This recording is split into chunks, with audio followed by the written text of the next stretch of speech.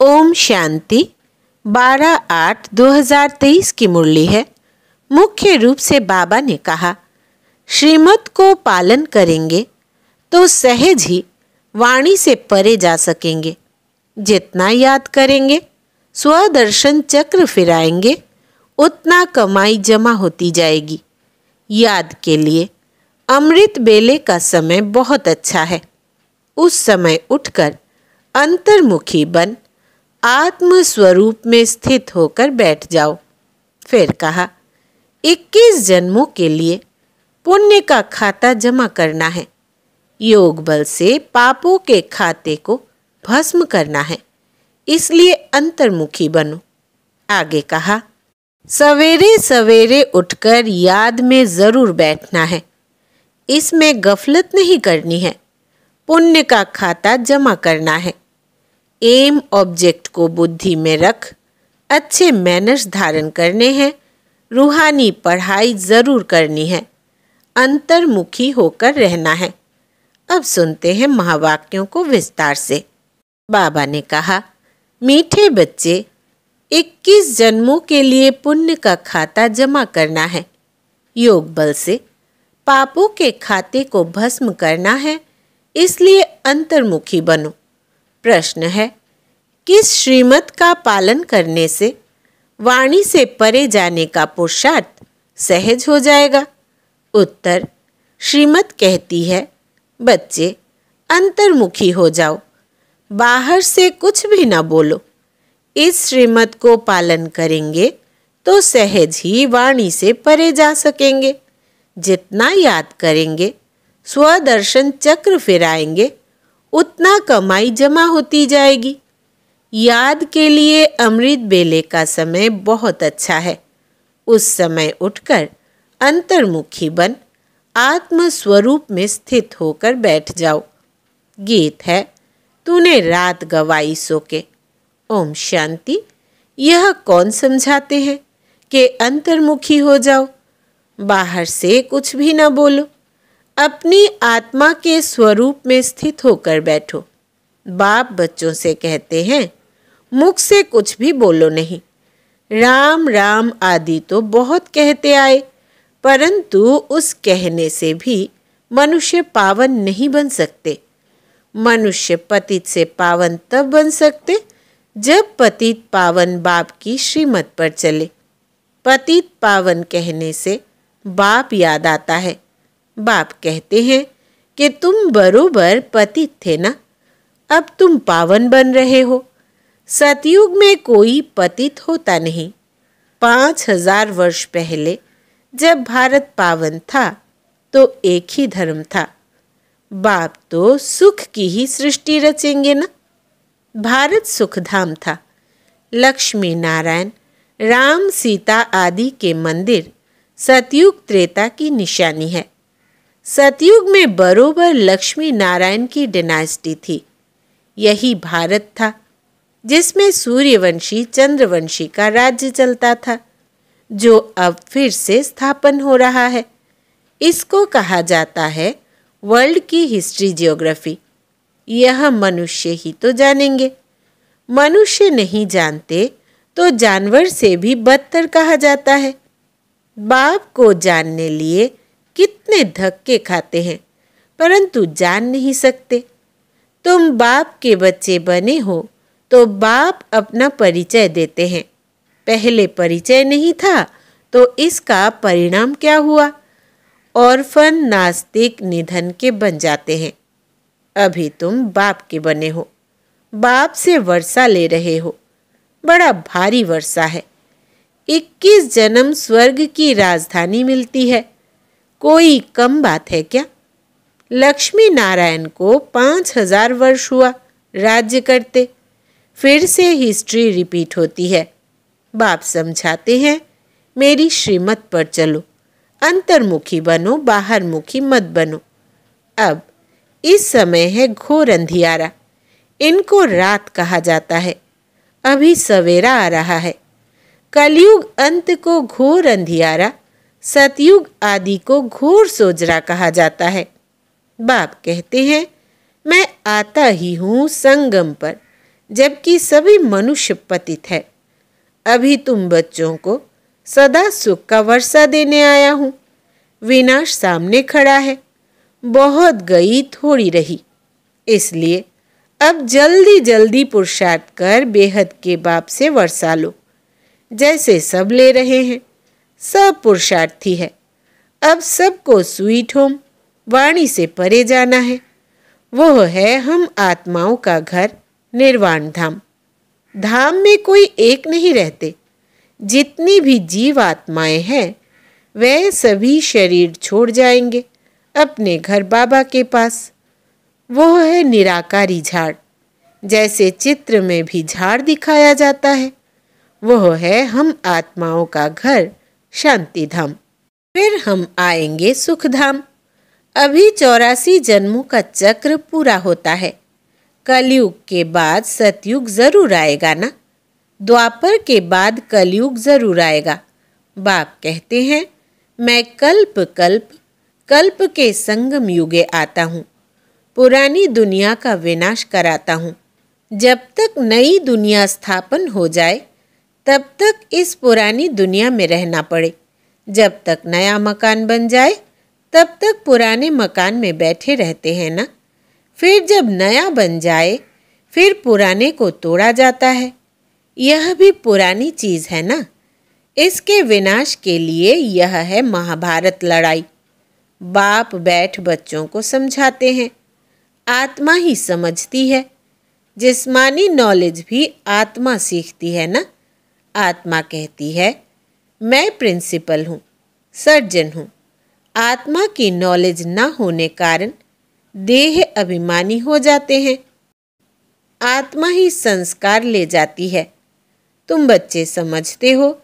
शिव बाबा हम आत्माओं को समझा रहे हैं। हम आत्मा यह पुराना शरीर छोड़ फिर नया जाकर लेंगी। अभी हम श्याम हैं, फिर सुंदर बनेंगे। सुंदर से श्याम बनते हैं। 84 जन्म लग जाते हैं। फिर बाबा काम चिता से उतार ज्ञान चिता पर बिठाए गोल्डन एज का मालिक बना देते हैं। बेहद का बाप जरूर बेहद का वर्षा देगा ना। बाप तो ऊंच ते ऊंच है। कहते हैं बच्चों के लिए बैकुंठ की सौगात लाए हैं। हथेली पर वहिष्ठ लाया हूँ। सेकंड में तुम साक्षात्कार कर लेते हो। कितने ढेर ब्रह्मा कुमार कुमारियां हैं। जरूर ब्रह्मा के बच्चे हैं और शिव के पोत्रे हैं। तुम कहते हो हम शिव बाबा से वर्षा लेते हैं। वही सर्व का सद्गति दाता है। राजयोग सिखलाते हैं। निराकार कैसे सिखलाए, इसलिए ऑर्गन्स द्वारा पढ़ाते हैं। सृष्टि चक्र की नॉलेज देते हैं। जिसको परम आत्मा सुप्रीम सोल कहते हैं उसकी ही सारी महिमा है। ज्ञान का सागर पतित पावन वो है तो जरूर आना पड़े। तुमको भी मास्टर सुप्रीम अथवा पावन बनाते हैं। वो है बेहद का बाप जिसको सभी भक्त बुलाते हैं।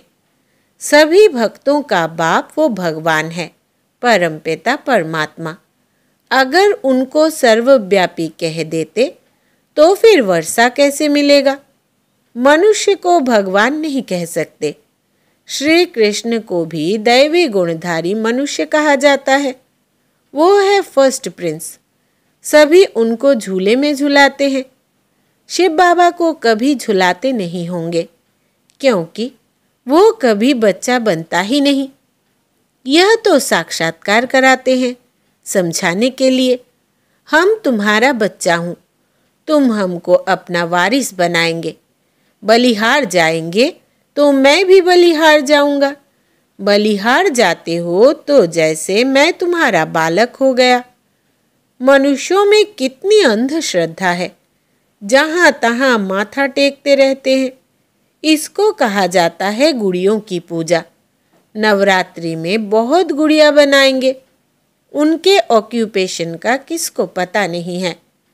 4-6 भुजा वाली देवी थोड़ी होती है। और फिर तलवार आदि दे देते हैं। देवताएं हिंसक थोड़ी होते हैं। शास्त्रवादियों ने उन्हें भी हिंसक बना दिया है। नेपाल में भी काली को पूजते हैं। फिर ऐसे है थोड़ी ही, मम्मा ऐसी काली जीभ वाली है थोड़ी ही। मनुष्य तो मनुष्य ही होता है। ब्रह्मा विष्णु शंकर है सूक्ष्म वतनवासी, बस और कोई चीज ही नहीं है। फिर 8-10 भुजा वाले कहाँ से आए? यह सब भक्ति मार्ग के अलंकार बनाते हैं। पैसा कमाने के लिए कुछ तो चाहिए ना। फिर किस्म किस्म के चित्र बैठ बना देते हैं। वहाँ ही देखो सुंदर श्री कृष्ण का मंदिर, वहाँ ही सावरे श्री कृष्ण का मंदिर। कारण तो चाहिए ना। कितनी अंधश्रद्धा है। अब भक्ति मार्ग खत्म हो, ज्ञान मार्ग जिंदाबाद होता है। बाकी समय तो थोड़ा है। सबको मरना तो जरूर है। पुत्र पोत्रे वारिस बनने नहीं है। वहाँ तुमको यह ज्ञान ही नहीं रहेगा कि संगम पर हमने राजाई के लिए यह पुरुषार्थ किया था। वहाँ तो पवित्र सृष्टि चल पड़ती है। यहाँ तुम जानते हो कि बरोबर हम बाबा की राजधानी के हकदार हैं। वहाँ यह पता नहीं रहेगा कि कौन से कर्म किए थे, कैसे बने, यह सब भूल जाता है। वहाँ पतित होते ही नहीं। जो पावन बनने के लिए गुरु की दरकार पड़े। बाप पैर धोकर बच्चों को तख्त पर बिठाते हैं। गुरु चाहिए सद्गति के लिए। वहाँ तो है ही सद्गति, गुरु की दरकार ही नहीं। बाप कहते हैं अपने को आत्मा समझो, देह अभिमान में ना रहो। मैं आत्मा अभी डॉक्टर के रूप में हूँ। मैं आत्मा मैजिस्ट्रेट हूँ। फिर यह शरीर छोड़ने के बाद पता नहीं क्या बनूंगा। हम इस शरीर द्वारा पढ़ते हैं। आत्मा ही इन ऑर्गन्स द्वारा पढ़ती है। आत्मा ही सुनती है। यह समझने की बातें हैं, न कि दंत कथाएं हैं। बाप कहते हैं यह सारी दुनिया कब्रिस्तान होनी है।